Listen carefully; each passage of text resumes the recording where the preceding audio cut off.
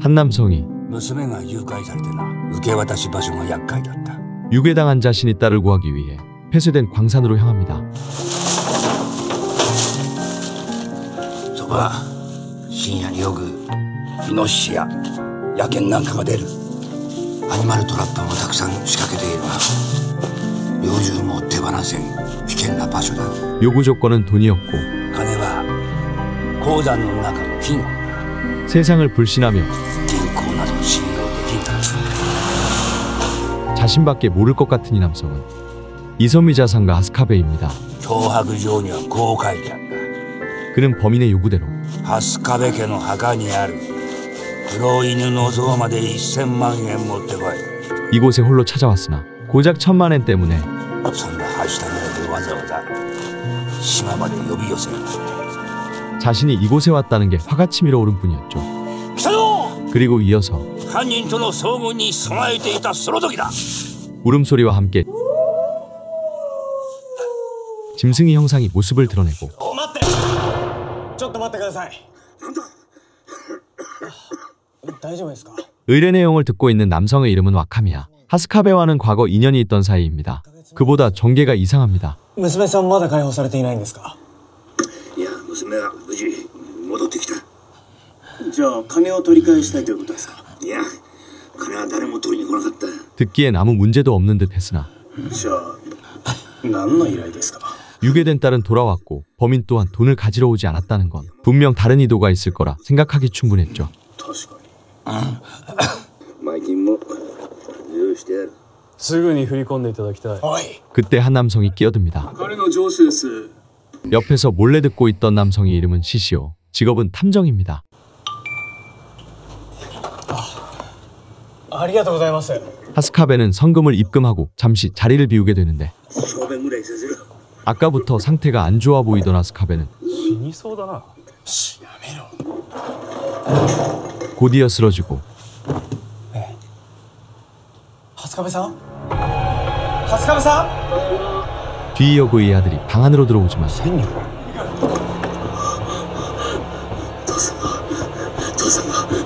死んだ？ 시시오와 와카미야는 부득이하게도 사건의 관계자로 조사를 받게 됩니다. リモートで喋っただけだ。どう考えても息子の方が怪しいだろう。もちろんその可能性もある。 그리고 그곳에서 생각지도 못한 이야기를 듣게 되는데 ハスカベさんの足の傷だ。 하스카베 다리엔 한 달 전에 난 상처가 있었고 これがハスカベ地蔵の死因だ。 그리고 사이는 요즘 세상에 보기 힘든 광견병이었죠. 狂犬病？いやいやいや、日本ではありえない。行くか、霞島。 가기 전 먼저 확인할 것이 있습니다. 카스미 섬엔 이미 폐쇄된 상태였으나 하스카베 가문에 불을 축적시켜준 광산이 있었고 그 광산 안엔 금고가 있었으며 그 금고 안엔 탈세로 모아온 검은 돈이 존재합니다. 그리고 하스카베의 남은 가족은 총 3명. 妻のイラさん、千里君。誘拐にあった娘のベニさんだ。 유산이 목적이라면 이들이 가장 유력한 용의자입니다. 盛り上がってきたな。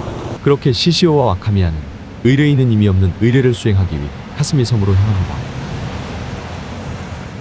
千里君。 이들은 먼저 마중 나와 있는 셀리를 만나게 됩니다. お父さんのお葬式無事終わった？はい、おかげさまで。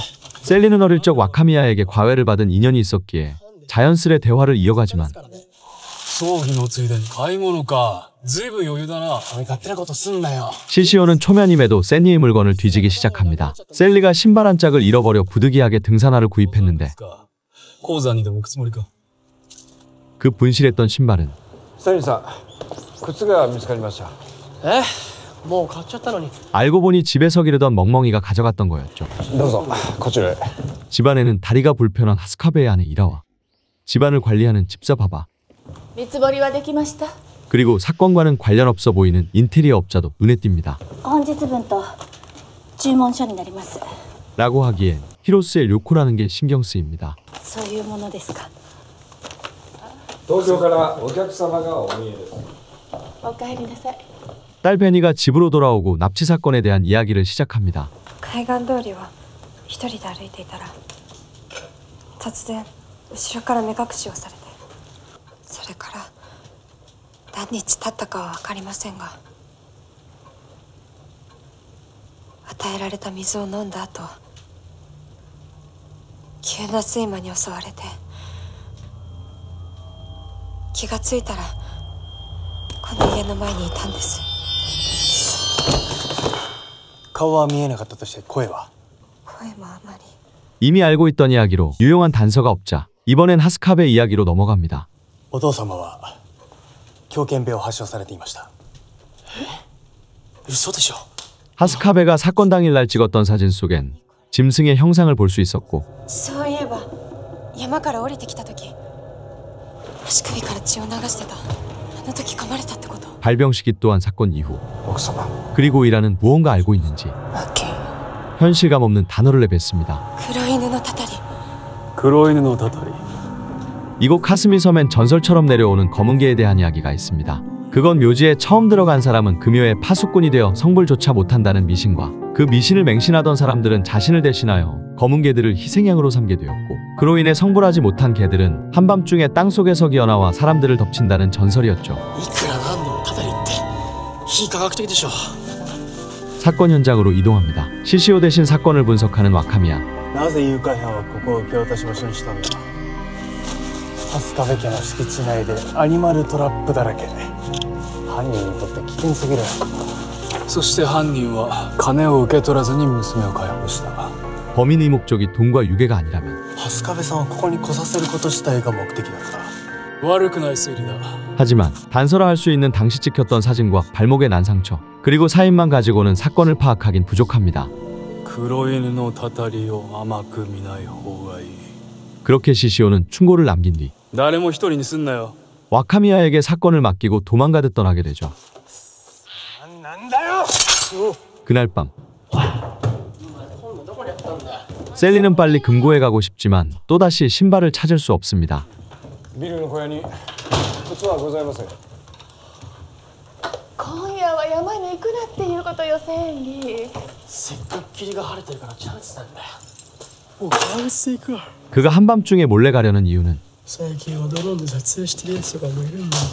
누군가 가문이 재산을 노리고 있을지 모른다고 생각하고 있었고 또한 금고 안에는 현금뿐 아니라 유언장도 들어있었는데 혹시 하스카베가 타살릴 경우 유언장이 조작 가능성 또한 염려스러운 부분으로 하루빨리 금고에 가고 싶은 심정이었으나 마음과 다르게 당장이라도 나갈 것 같던 셀리는 困った子ね。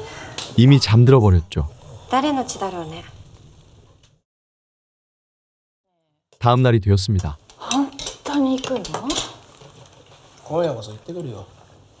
靴も見つかったし。 이번엔 신발도 찾았고 졸립지도 않습니다. 今夜は霧が出そうよ。大丈夫だよ。じゃあ僕はついてきますよ。 와카미야는 시시오의 당부와 어머니의 걱정스러워하는 모습에 동행하려 하였으나 危ないですよ。お願いできます？待ってよ。 셀리의 입에서 튀어나온 말은 まさか若宮さんも財産狙ってます？ 자신을 의심하는 눈초리에 そんなわけないでしょ。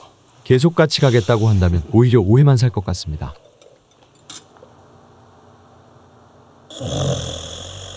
와카미야가 깊이 잠든 밤 셀리는 홀로 광산에 올라갑니다. 무사히 탄광 입구엔 도착했으나 그때와 같이 짐승의 울음소리가 들려오고 위험을 느낀 셀리는 급하게 문 안으로 들어가지만 하필이면 입구에 덫이 놓여 있었고 그곳은 통신 권해 지역인데다 무언가 셀리와의 거리를 좁혀오고 있습니다. 그렇게 위기를 벗어나지 못한 채 아침이 되었습니다. 사건 현장이 되어버린 탄광 입구. トラップが深く食い込んで外せなかったようだ。 셀리가 동사한 채 발견됩니다.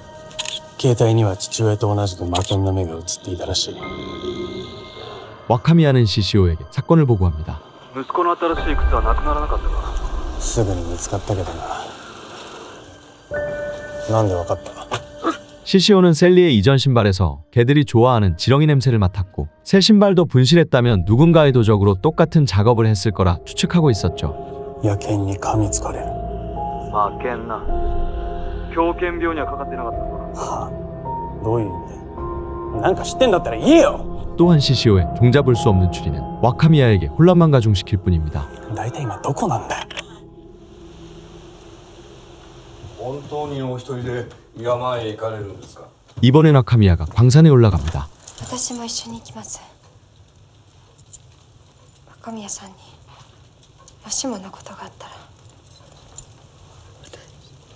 ごめんなさい。 베니의 고마운 마음만 받고 대신 멍멍이와 함께합니다. 탄광 입구에선 또다시 짐승 소리가 들려오기 시작하고 위험을 감지한 아카미야는 탄광 안으로 도망치기 시작하는데 짐승 소리 또한 그 뒤를 따라옵니다. 다행히 금고가 있는 장소에 도착하지만 결국 이미 잠복해 있던 막연에게 붙잡히게 되죠.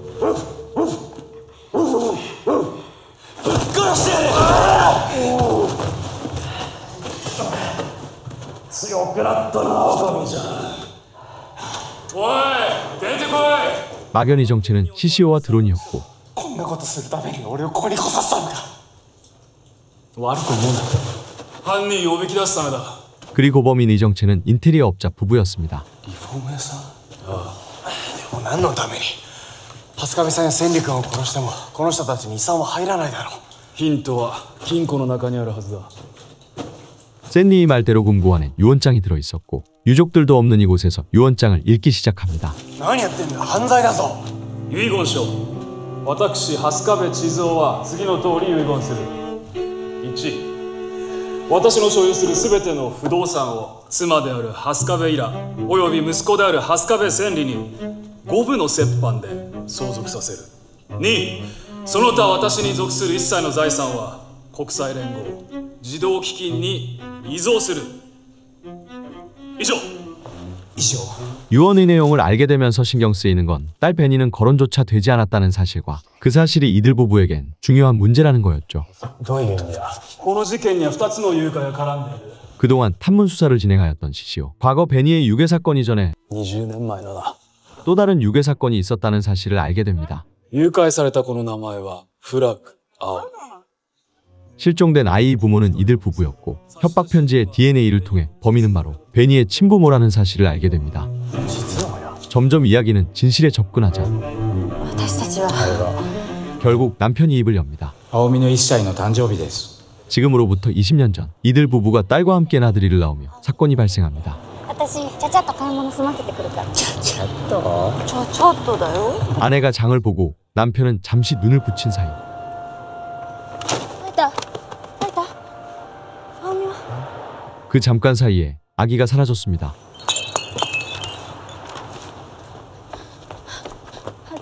すいません。赤ちゃん見ませんでしたか。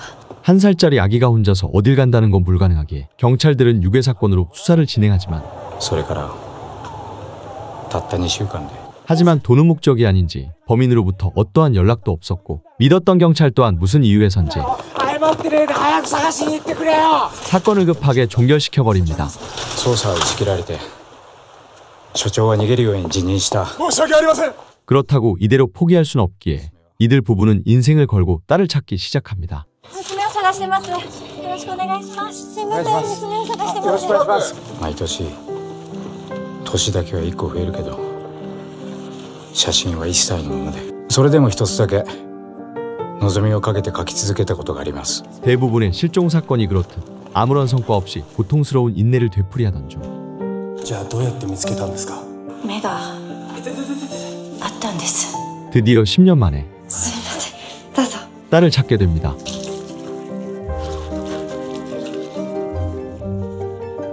見つけた。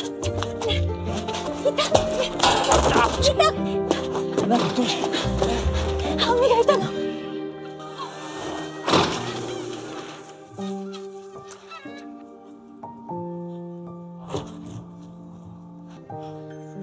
あざを見たのか。 하지만 그건 단지 아내의 감일뿐이었기에 확실한 확인이 필요했습니다.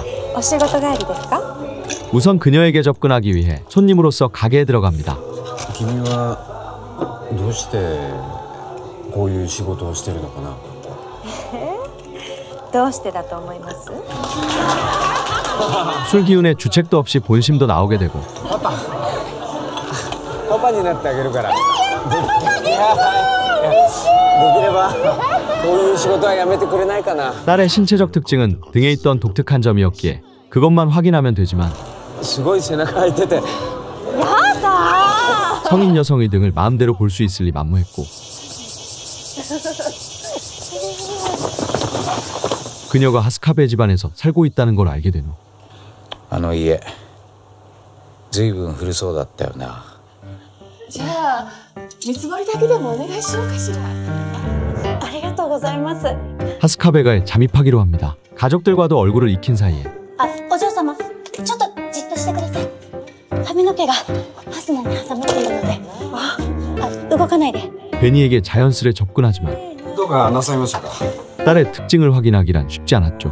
でも 그것보다 더욱 확실한 방법을 이용하게 됩니다. DNA による親子鑑定結果は10日ほどで届きました。 그리고 베니를 만납니다. あれどこかで気のせいか大丈夫ですよ。知ってるんで。 이후 진실을 전달하기 위해 베니를 집으로 데려오고 こんなんしかないけど、よかったら。 이들 부부에게는 축복과도 같은 결과였으나 베니가 어떻게 받아들일지는 알 수 없었기에 見せたいものがあって。 그렇게 긴장된 마음으로 그리고 신중하게 사실을 전달하게 되죠. これって。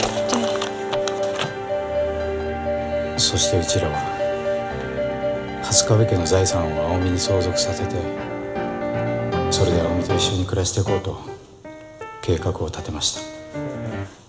30点。 이들 부부의 선별적 진실은 사건인의 막을 숨기고 있기에 一番肝心なところが違う。 부족한 진실에 대해서 시시오가 보충 설명을 이어갑니다. 이들 부부는 하스카베를 불러내기 위해 협박 편지를 보내게 되고 彼は予想通り警察に言わずに来た。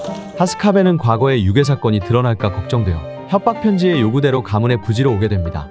이들에게 하스카베를 제거하는 것이 목적이기는 하였으나 문제는 직접적인 방법은 꼬리가 잡힐 수도 있기에 이곳이 전설인 막연을 이용하기로 합니다. 그 첫 번째로 하스카베가 이곳에서 덫에 걸려야만 했고 そしてその間にベニが帰ってきた。